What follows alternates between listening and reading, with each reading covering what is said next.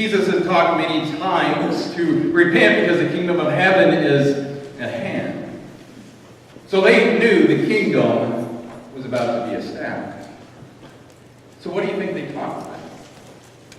Do you think one of them said, "Hey, Peter, you know, the kingdom of God is about to be established, and you know what that means. We get to wash feet." I think so. Or John, you know, the kingdom of God is about to be established, so we get to be servants of all.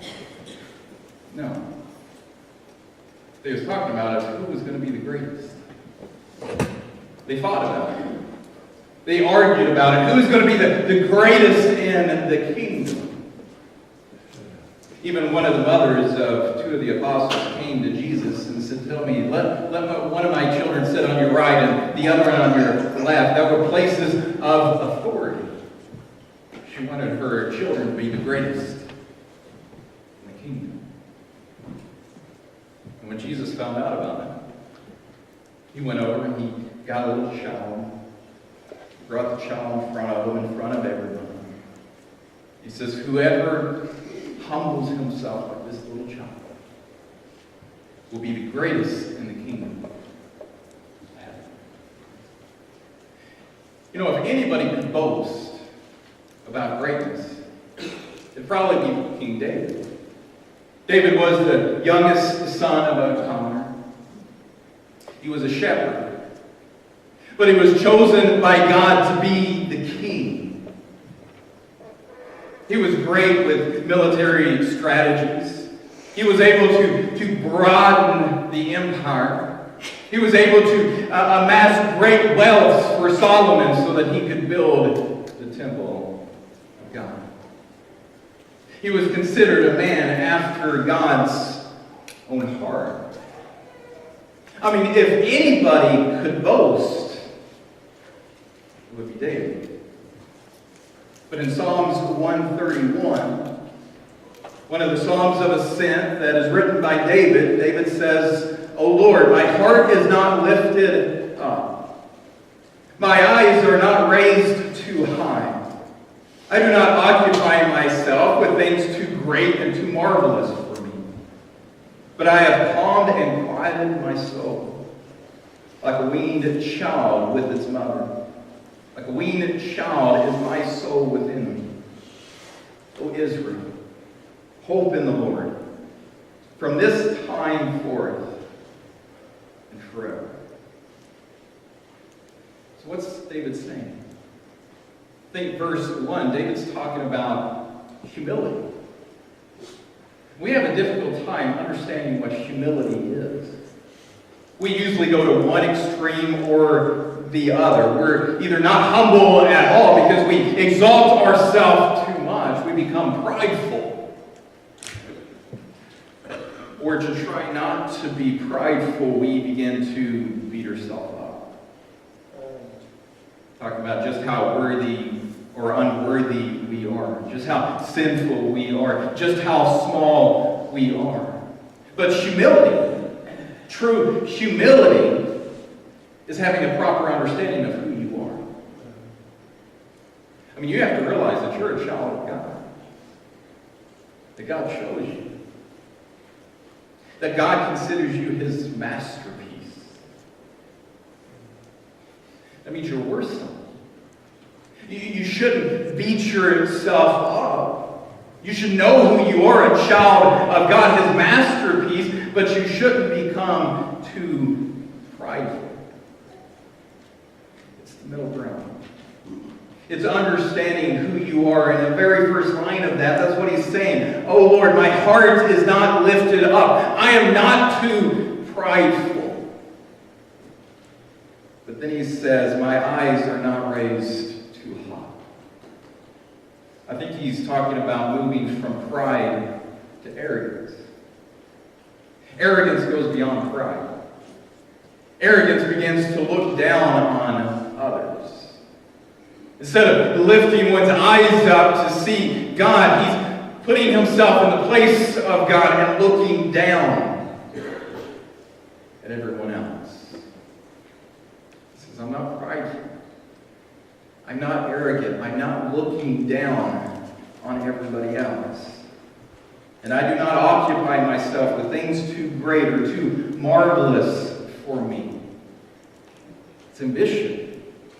Now, when we hear the word ambition, we think, well, that's a good thing, isn't it? And at times, yes.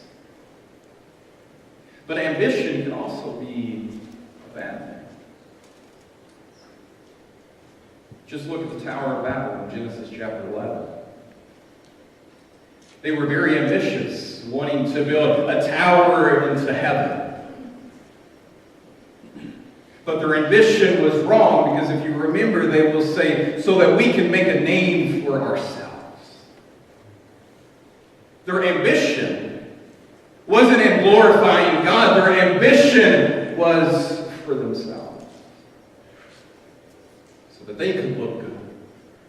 That they could build this. That they could make a name for themselves. If your ambition is what defines you, if your ambition is the only thing that you care about, then that ambition is wrong. What's your ambition? When we go on with verse 2, it says, but I have calmed and quieted my soul. He is content. He's content with who he is. He's content with what he has.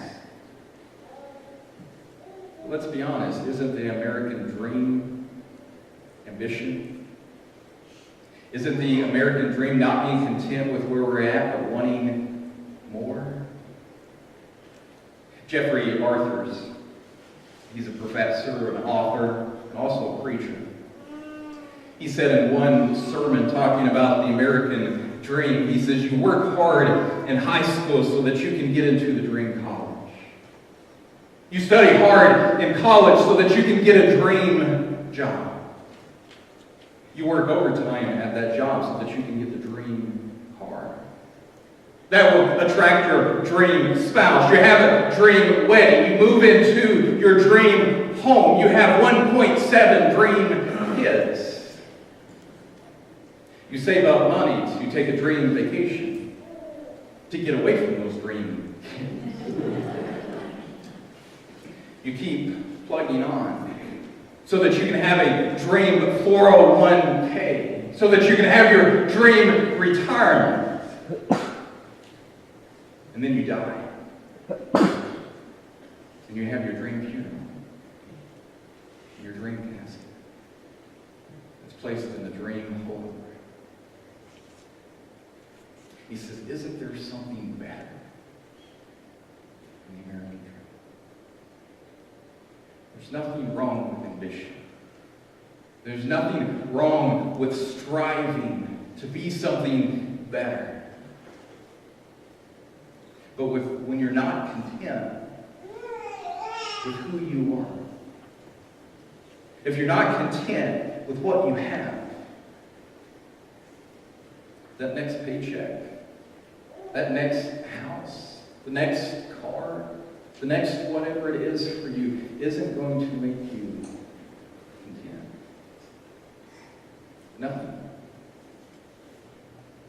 That's what he's teaching us here. Ambition is not in and of itself bad. Because even when we look at the life of David, what did he do? He kept going out into battle so that he could expand the borders of Israel. He kept getting wealth so that he could build that temple for God, a dwelling place for him. But notice where his ambitions lie. It wasn't so that he could be great. It was so that God could be great. And when he focused on God being great, and he humbled himself, God exalted him. Even calling him a man after his own heart. So David says, I'm not prideful. I'm not arrogant. I don't look down on people.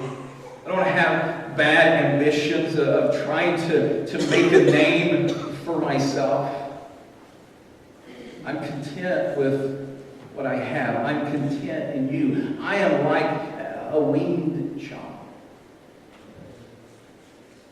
Now, for those of you who are parents, had kids, the weaning process, it's not fun, is it? Remember when we tried to wean Grace? We tried so hard, and then we just could not take the crying and the fighting back and just how hateful she can get at times. And it took us some time to get there, to have her weaned so that she could get on other food. The weaning process is not an easy process. It's hard. It's very difficult. That's what David's saying here. He's not saying that he has reached perfection of being content. He said, I'm still striving toward it. It's a very difficult process to go through. It's learning to be dependent upon God and being okay with what God gives, even if it's not necessarily what we want. He's a weaned child. Wean means to be complete or to be ripened. For a child, one of the first steps to maturity is being weaned. That's what he's saying here. When we can wean ourselves, when we can become content, when our soul can be quieted so that we're not restless seeking after other things to make us happy. When we're like that, we're finally starting to reach maturity. Paul tells us in 1 Corinthians 14:10, he says, brothers, do not be children in your thinking. Be infant in evil, but in your thinking, be mature. He told the Corinthians, by now you should be on solid food, but you're still on milk. He's telling them they have not reached that state of maturity.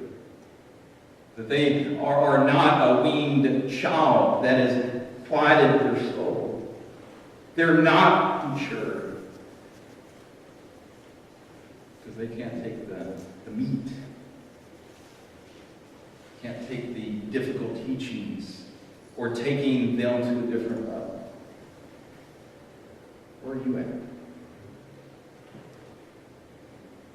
Can you say that you are like a weaned child, that your soul is quieted, or are you still seeking after other things to make you happy? What is it that you're running from? What is your ambitions? Are they so that you can make a name for yourself? Or that you can make a name for Him?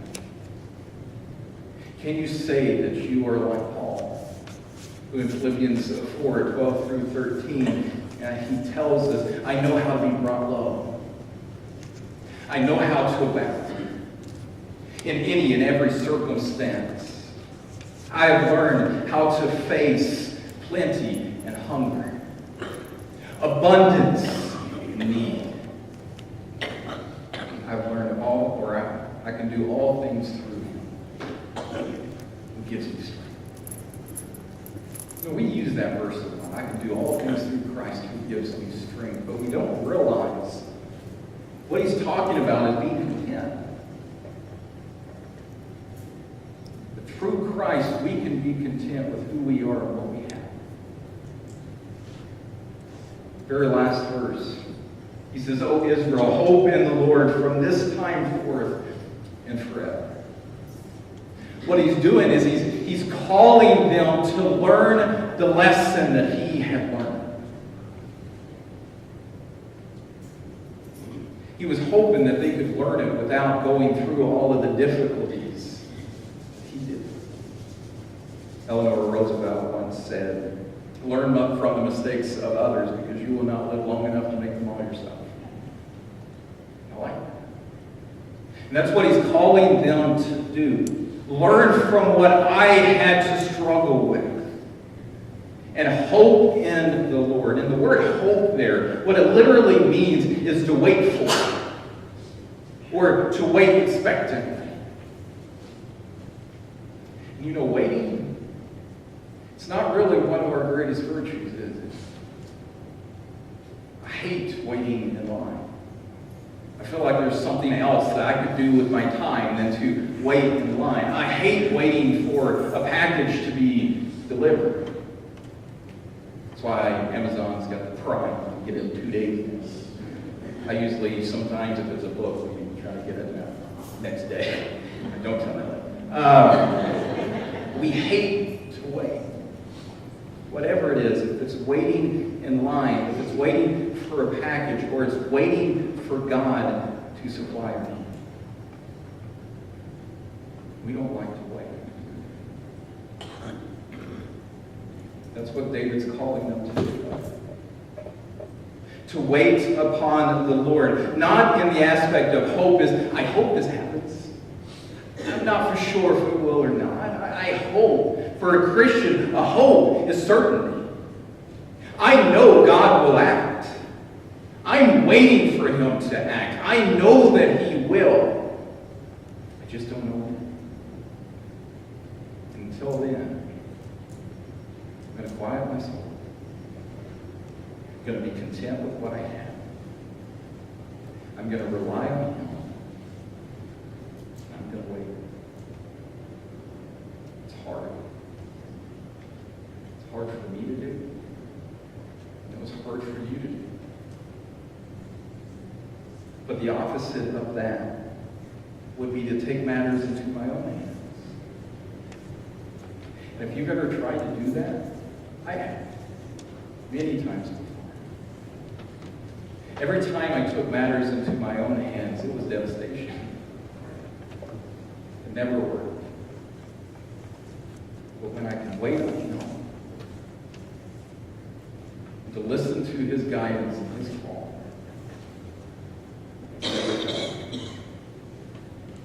never will.